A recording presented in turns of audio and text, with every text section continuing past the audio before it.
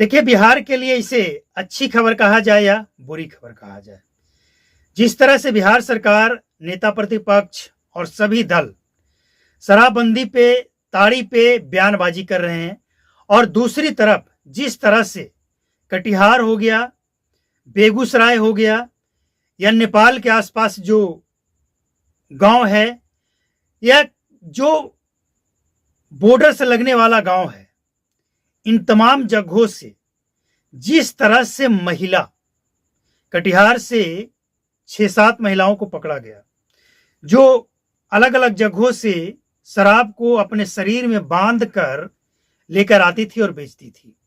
अब ये तमाम चीजें क्या नेता प्रतिपक्ष को, सत्ताधारी को, किसी को नहीं दिख रहा है? सबको दिख रहा है, बिहार की जनता को दिख रहा है, लेकिन किसी का भी पॉजिटिव स्टेटमेंट नहीं आया है कि इसके लिए क्या तैयारी है, क्या किया जा सकता है।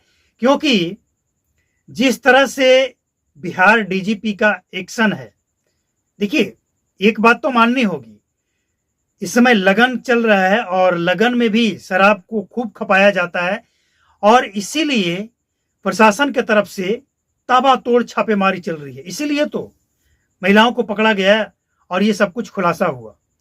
तो चाहे आरा हो, बक्सर हो, मुजफ्फरपुर हो, कटिहार हो, बेगूसराय हो, औरंगाबाद हो, गया हो, या फिर चतरा जो कि झारखंड से लगने वाला इलाका है, गया जिला ही है, वो इलाका हो, या फिर झारखंड से लगने वाला इलाका गया जिला का जो हजारीबाग और गया जिला का बॉर्डर है, वो इलाका हो, हर जगह पे पुलिस पूरी तरह से मुस्तैद है, और पुलिस का पूरा फोकस है कि हम शराबबंदी पे लगाम लगाएं, बिहार में शराब ना बिके। लेकिन इसके बावजूद आखिर बिहार के अंदर महिलाएं शराब लेकर कैसे पहुंच जा रही है, इस बात को अगर समझना है तो आपको यह समझना होगा कि बिहार में शराबबंदी के लिए सबसे ज्यादा नीतीश कुमार के सामने रिक्वेस्ट कौन करता है? जीविका दीदी। और इस समय सबसे ज्यादा शराब बेचने में एक्टिव कौन दिख रही है?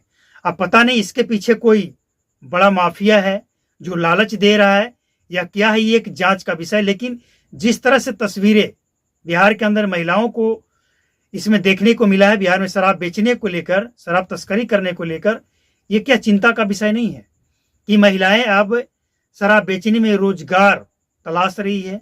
एक शॉर्टकट तरीका निकाला गया है। एम्बुलेंस से पहले, इससे पहले देखा गया था कि एम्बुलेंस से शराब की तस्करी होती थी, 2 महिलाएं उसमें होती थी, जिसे 2-2 हजार रुपया दिया जाता था।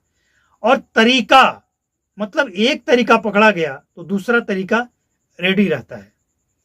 सवाल यह है कि नेता प्रतिपक्ष हो, चिराग पासवान हो, या फिर जेडीयू हो, नीरज कुमार जो है, और कई लीडर हैं जो शराबबंदी पे खूब बयान दे रहे थे पिछले 15-20 दिनों से। तो ये जो तस्वीर देखने को मिल रहा है, इसके बारे में अपना अपना स्टैंड सभी दल के लोग क्लियर करें कि क्या कहना चाहेंगे आप।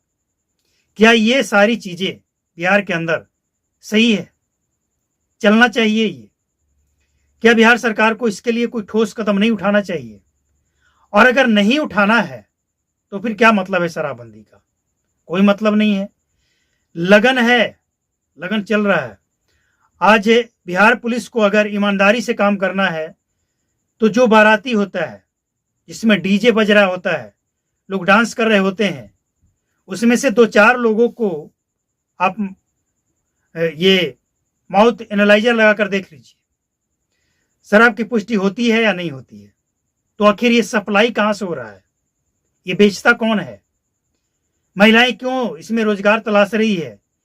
कम उम्र के अंडर एज 15-16 साल के लड़के 2 व्हीलर से डिलीवरी कर रहे हैं, चार्ज फिक्स हो चुका है, बॉर्डर से इस पार कर दो, इतने पैसे, बिहार के अंदर से इस जिले से उस जिले, इस जगह से उस जगह, इतने पैसे, हर जगह रेट फिक्स है।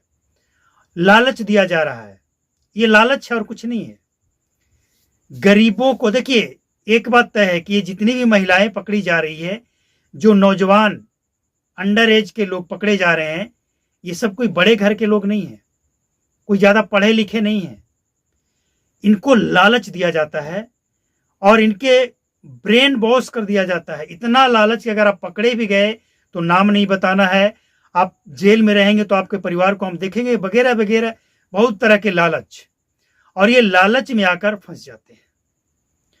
और हैरानी तो तब होती है कि जब एक बार कोई इसमें फंस जाए, पैसे का चकाचौंध देख ले, इसके बाद उसे लगता है कि ये तो बहुत शॉर्टकट तरीका है।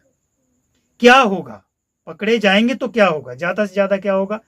जेल होगी, जेल जाएंगे, फिर रिडर होकर आएंगे, और वही हो रहा है बिहार के अंदर।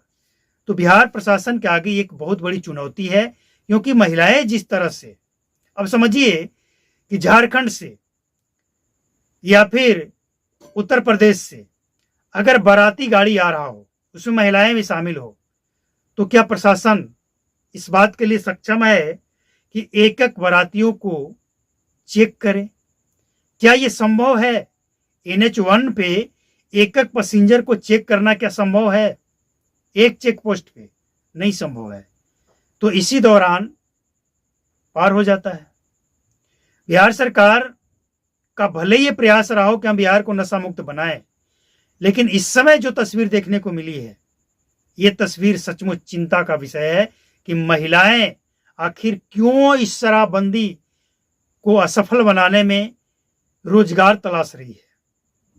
जबकि नीतीश कुमार के आगे वो कहती है कि शराबबंदी अच्छा है, इसे लागू रखिए। मतलब समझिए कि बिहार की महिलाएं ही नहीं, उत्तर प्रदेश, हरियाणा की महिलाएं भी इसमें रोजगार तलाश रही है। समझिए कि बिहार के अंदर जो ये शराब का खेल चल रहा है, इसमें कितना सारा पैसा है। तभी तो बिहार की बाहर की महिलाएं भी इसमें इन्वॉल्व हो चुकी है। अभी ये इन्वॉल्व हो चुकी है या करवाया गया है, क्योंकि तरीका बदला जाता है ना। पहले नौजवानों को लगाइए, इसके बाद महिलाओं को लगा दिया, मतलब तरीका बदल बदल कर ये गेम खेला जा रहा है। तो सवाल किससे पूछा जाए? नेता प्रतिपक्ष से, बिहार सरकार से, प्रशासन से, क्योंकि नेता प्रतिपक्ष भी बच नहीं सकते इस सवाल से। सत्ता में वो रह चुके हैं 17 महीने, तब भी स्थिति वही थी, बल्कि इससे और भयावह थी। ये तो अगर देखा जाए तो तेजस्वी यादव जब से सत्ता से बाहर हुए हैं, बिहार में वैसा कोई शराब, जहरीली शराब कांड नहीं हुआ है। जबकि तेजस्वी यादव के रहते हुए बिहार में जहरीली शराब कांड हुआ, और उस समय नीतीश कुमार बोले थे कि पिएगा तो मरेगा। इस बात को भूला नहीं जा सकता है। तो तेजस्वी यादव भी इस सवाल के दायरे में आते हैं। वो भी बताएं कि आपका स्टैंड क्या है। ये एक बहुत बड़ा मसला बन चुका है बिहार के अंदर। आज आप जाकर देखिए, आप अगर मन बनाइएगा तो देखिएगा कि थोड़ा प्रयास कीजिए, थोड़ा प्रयास कीजिए, आप देखिएगा कि महिलाएं, नौजवान किस तरह से शराब की तस्करी में इन्वॉल्व है। लगन का टाइम चल रहा है, थोड़ा सा ऑर्डर मारिए, देखिए कैसे पैतरा मारकर शराब की डिलीवरी होता है। तो जाहिर सी बात है कि इसमें जो लोग लगे हैं वो गरीब हैं या अमीर हैं, एक जांच का विषय है। लेकिन इतना तय है कि ये जितने भी लोग हैं, ये सब लालच के शिकार हुए हैं। और जब लालच के शिकार हुए हैं तो समझिए कि ये खतरनाक है